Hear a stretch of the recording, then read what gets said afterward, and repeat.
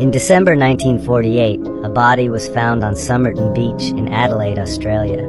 The body was a man who was dressed impeccably in a suit with polished shoes, and his head was slumped against a wall.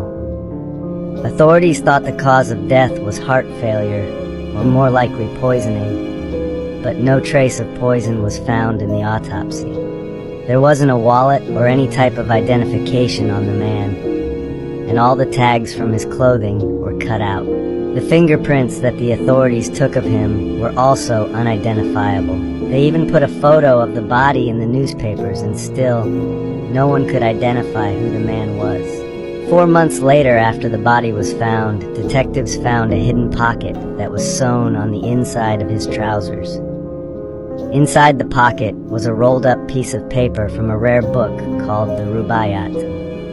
The piece of paper had the words Tamam Shud on it, which means it has ended. After months of looking for the exact book, authorities decided to bury the Somerton man without identification. Although a cast was taken of the bust and he was embalmed to preserve him. 8 months later, a man walked into the police station. He claimed that just after the body was found, he found a copy of the Rubaiyat in the back of his car that he kept parked near Somerton Beach.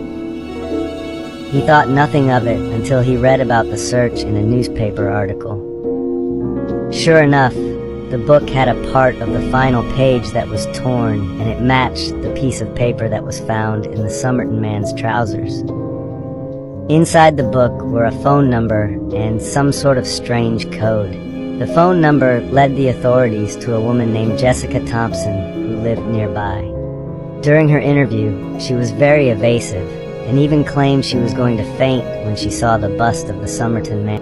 Unfortunately, Alfred Boxall was still very much alive at the time and still had the copy of the Rubaiyat that Jessica had sold him. The code that was found ended up being even more unhelpful, and as of today, it has still yet to be cracked.